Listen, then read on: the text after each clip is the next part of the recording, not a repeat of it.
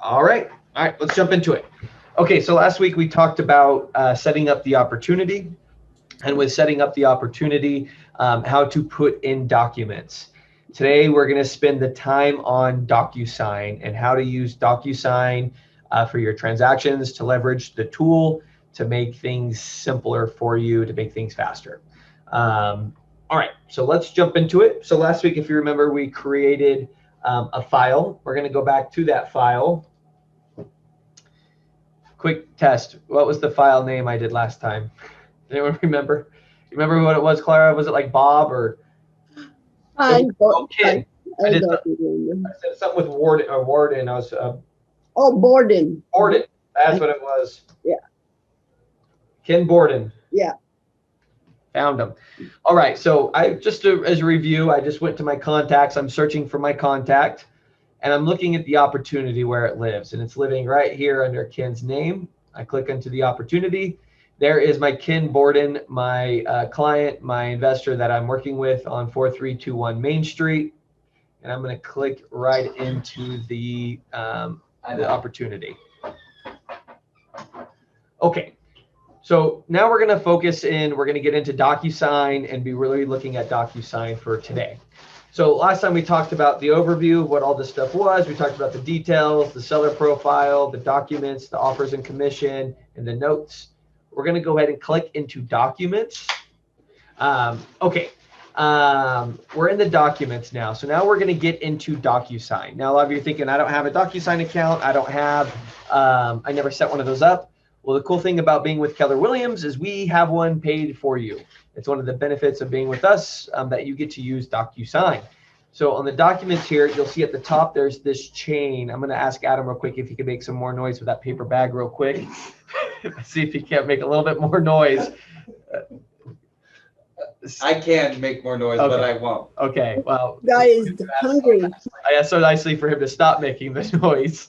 Okay, so we're gonna get into the documents in here, and at the very top you'll see start a transaction. And you see it as a little link. What this is doing is linking your transaction with a file in DocuSign. So I'm gonna click this start transaction button. And it's gonna think.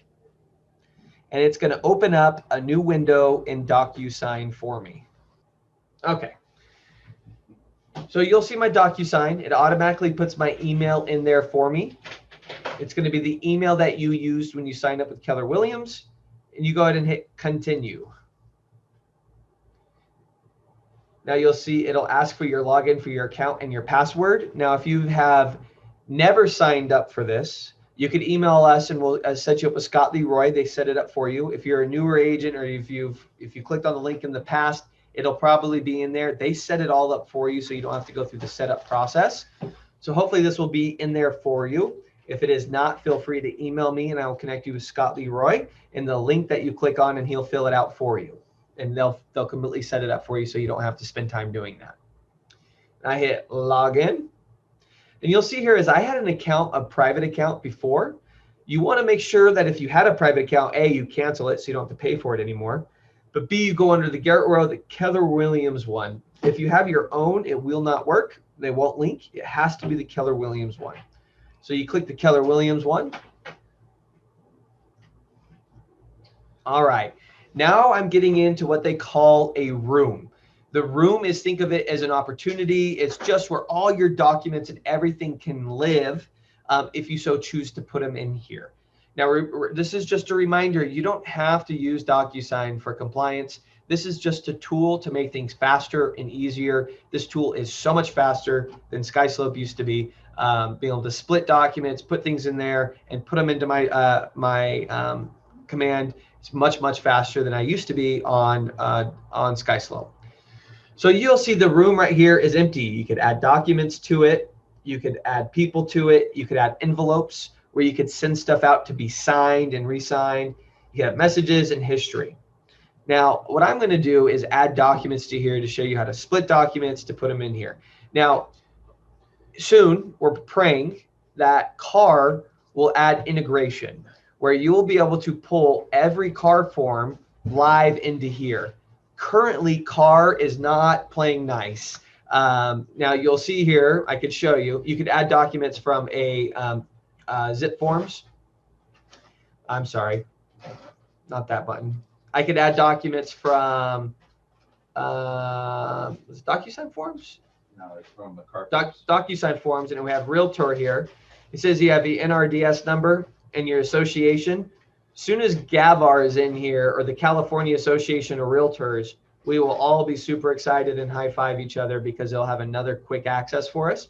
But unfortunately, CAR is not playing nice, so they are not there yet, but we're hoping that they will be added soon. So you'll never have to log into CAR ever again. You can do everything from here. Currently, you still need to log into CAR, and you need to get your forms in CAR. Like you say, you're doing a listing agreement, you'd still put your listing agreement in CAR. You could print it out there, or a residential purchase agreement, you could still print it out there and there. But they will connect, and I'll show you what that looks like. So let's say I've gone into CAR and I've created a file for a listing agreement for a client. I could connect that and bring those over if I want, which is pretty nice. So I hit this add button and add a document to my room. I could add them from the computer. If I just got an email with all my disclosures, I could add those documents here, and I'll show you that in a minute. Then we have zip forms. So if I click on zip forms, it's connected to my zip forms in CAR already. So you'll see these are all files that I have going currently in my zip forms. So I could grab, for example, let me grab, try to find one that's the top of my head would be a good one. Sure, this one. And you see here we can create or link. When I hit the create button, the link button, what it did is it's going to now allow me to grab all my forms if I do the link transaction that I've sent to them in my CAR section. So all these forms have been sent and signed. They're all here if I want to grab them. It's an option. I don't have to do it this way. I'm just showing you the option, right? So if, for example, I wanted to bring over my Avid from my seller, I can hit add. Now it will live in here. I could open it up. It takes a minute to build if it's a bigger document. Sometimes it's faster just to exit and come back. And you can see my CAR form is here. It was a seller exempt. This is an old, probably a REO, I'm guessing, from a long time ago. But I'm just showing you how you can connect those forms. Most people you'll probably never use that feature. That's okay. I just want to show you that's there. That's probably not the big value of it, but the big value is I just got an email for 54 pages for my disclosures, and I'm a buyer. I got the buyer side. The seller just sent me over all the disclosures, right? I'm going to show you how we could quickly break that up and be able to put it into command without printing things and taking all that time, if that makes sense. So I'm going to add a document, and I'm going to grab it from my computer because they emailed it over to me. You have to bear with us. Our internet's a little slow. Okay.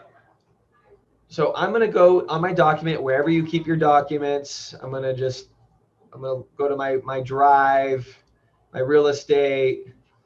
No, let me find one that has documents in it.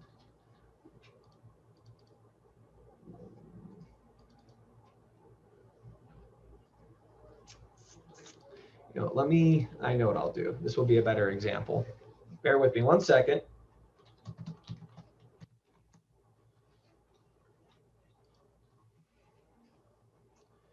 We all get this email, right? Your buyer's disclosures, right? Let's see here. Or seller's disclosures. This is 46 pages. I hit download, all right? It's in my computer now.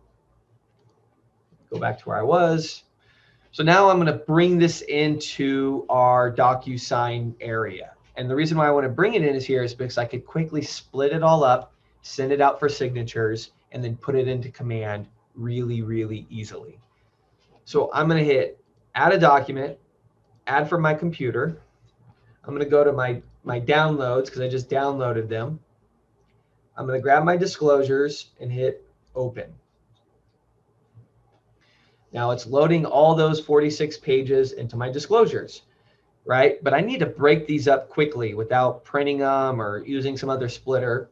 So I could right click and it gives me all these options. I can create an envelope for signature, I could iCarve, download, the split function. This is the bread and butter here. So I'm going to hit edit.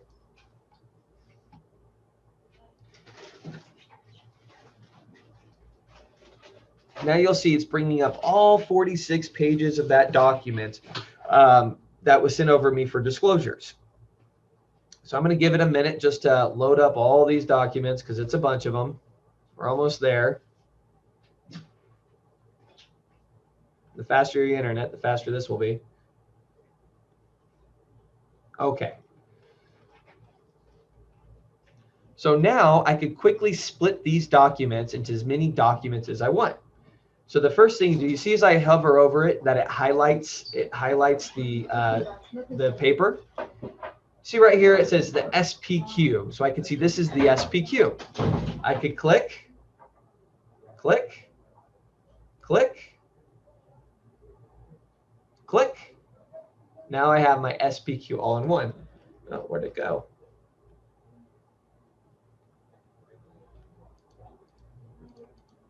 Hold on, bear with me here. Did I not hit split? Did I hit edit? I think I hit edit instead of split. So hold on, let it build it again. You'll see over Garrett, here how it has the document name. Can I interrupt you for a second? Mike, Ken. You got a mic issue, Ken. Oh.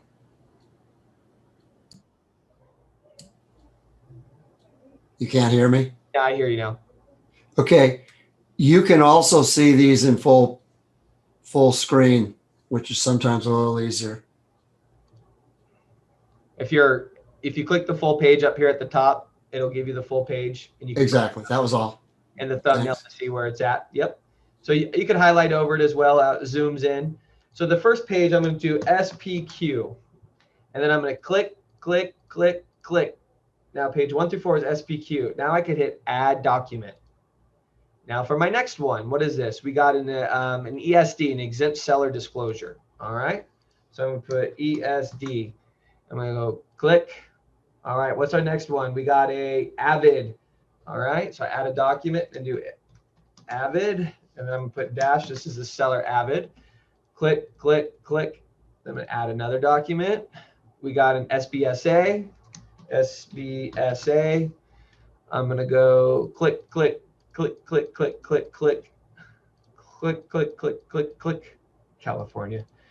All right, add another document. And then let's see this one. We got an MCA. MCA. Click, click.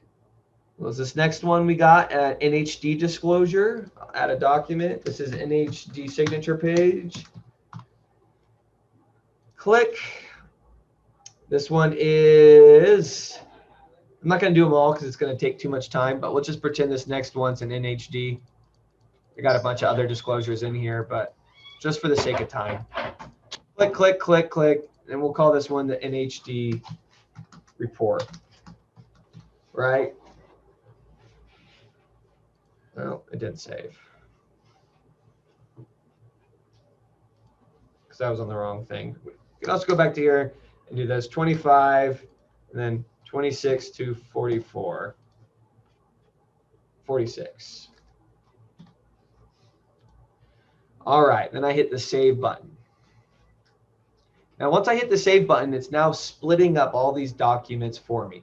So now I went from one 46-page mess to all my documents split up exactly where they should be, right?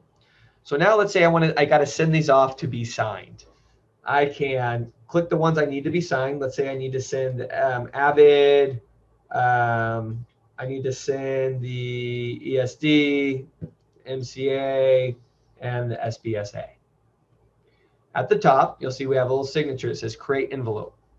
An envelope is basically sending it out to be signed. I click that button. Now right here, I could add my recipients who I need to add to include to this email. Now, in the very beginning, I didn't go over it, but there is a spot where you could add people to the room. And so whenever you go to send a document, they're already there. So if you're going to send a bunch of stuff, you don't have to add their email every time, or you could just come in here and add them every time. I'll do an email address, full name. We'll say this is Ken Borden. His email is kenbborden@gmail.com. And then add a recipient, email address, and I want me to be in there. Oops.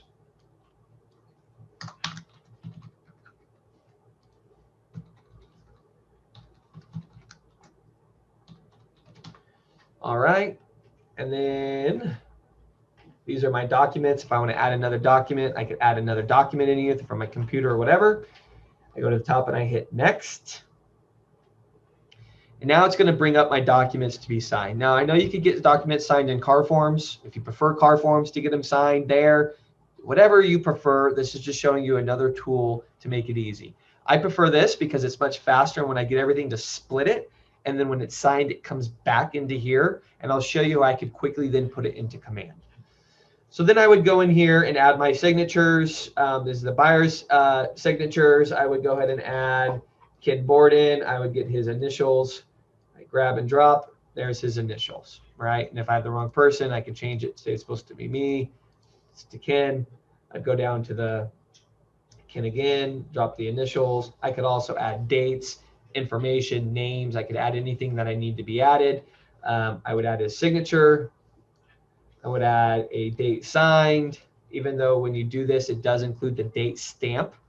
Ken, is that a requirement to put, as long as the date stamp's on there, you're fine, or do you prefer the date also to be included? I would recommend you add the date signed because sometimes it's very hard or at all to see the signature date. Okay, perfect. And then you'll see that representing the film buyer, how it's blank. I could add my signature here, but then I could go ahead and add a text box here. So that way, when I get this, I could add Keller Williams, Antelope Valley to that. So it'll be on there. And then I'll go ahead and add the date is there as well. So then you'll go through every page and get everything that you need to be unsigned. And at the very top, you're going to hit send. It's then going to get everyone an email. They could quickly log in. They could quickly sign all the documents that need to be signed. It's very cool. We're going to pretend I hit send, even though I didn't. And what will happen is let me get back into the room. What will happen is when it's all signed, it'll come back into the room, all broken up for you, exactly complete, ready to rock, signed documents, ready to go.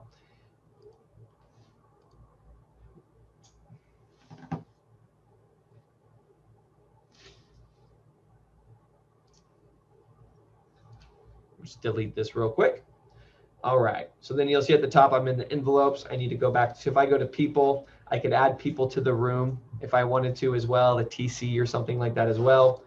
The documents is all where our documents live, everything that I put in here. The details is if I want to add in the buyers and the sellers and their emails, so I don't have to add them every time. And our documents are right in here. So let's say we sent everything out. Now everything's back in here to be signed. You're like, cool, I could do that in car forms. Why is this better? Why would I do this over car forms? Well, this is the cherry on the cake. Well, actually the splitting you can't do in car forms as well as this, but this is the cherry on the cake. Now we have all our documents in here. Let's pretend this is everything that we need. Now when I go back into command, you'll see that I have all these are under contract. I have all these requirements. Let's say I have 40 documents in there. I could quickly put attach multiple files. And right here where it says DocuSign, it's now, if you don't ever click that link button, you won't ever have that option. But it's now linked to my DocuSign room. And I could quickly come in here, AD. I could click this open and pretend this is the AV. There's the AD. I don't have an AD in here. I'm just using it as an example. The BIA, so forth, and everything that I need, I could quickly grab. There's the signed copy. You know, there's that. proof of funds. We're just pretending because I don't want to go through it all. I could go through everything that's required and quickly add them in whatever I sent out to be signed.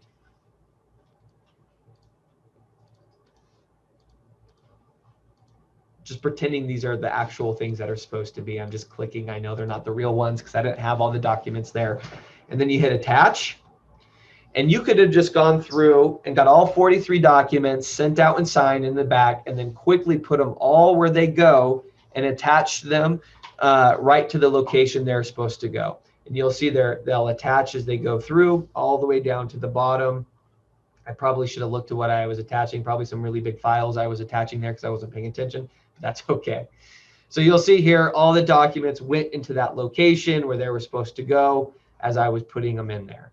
So now I'm able to grab 43 documents, get them signed really easily, and then they all come back to the right place, then quickly put them into command by hitting one button and going through and pulling them over to the right spot. All right. So this is DocuSign in a nutshell. It was kind of a quick thing. The big benefit, I think, is when you have a lot of disclosures that you need to split and then send them out for signatures and then put them back into command real quickly. It's the big benefit of this. Is there any questions in the DocuSign room that I could help assess now? Or answer, not assess. So I guess the great benefit is that you get to, before you send the documents out for signatures, you split them up. And Yeah, that's how they are sent out. So you can just click here and send this whole thing they send you, but not everything typically needs a signature. If it does, great. Just grab the one file and send it, then it'll come back. Then you could split. It doesn't matter in the order. I always thought it was cool to be able to send back the documents already broken up to the other agent.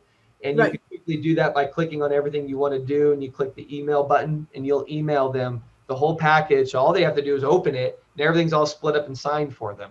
I think that's just a nice courtesy thing. You don't have to do that. Totally up to you. You could do it before or after. I just did it in that order just to show you. But when they come back still split. However you send them is how they'll come back. That's how they come back. So then that way would be much easier to put into, to attach into your opportunity. So then you want them split before you ever put them in here. Because I went from this one document to all these documents. Right. Okay. If that makes sense. Thanks. Any other questions in there?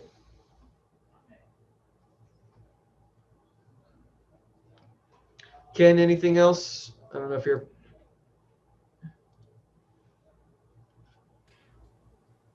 I think you've covered it very well. You can do this in a lot of different ways, and I'm not going to open my mouth right now and cause confusion. Perfect. There is a lot of different ways you could use this to your advantage. Some people like to come here and put in all the information beforehand and go through and get the documents all in there and get the people lined up. I'm a high D driver. Just go to the quickest, easy way, put them in there, send them out, bring them back, get it done, right? So whatever works for you, whatever works, great. Make that happen for you. Any other questions before we call it for today? I don't have any. Okay, and then next week we're going to go over the commissions and offers section in Command on how to get your commissions accepted, the CD request sent, and all that. All right. Oh, Heidi has Garrett, yeah, I actually do have a question. Sure. Here, let me turn on my video just so I don't. Can you all hear me? Yeah, we hear you. Hello. Okay. All right. So I have a question because I've been working on a file that started with a buyer, and then we had to cancel it, and now we have new buyers. And so all of the documents that I had, some of them were already signed by the old buyers, and now I have to get the same document signed by the new buyers.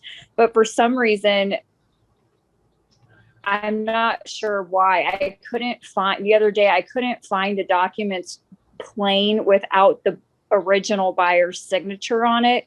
So then I had to recreate new buyers. And I think you all are probably like light years ahead of me.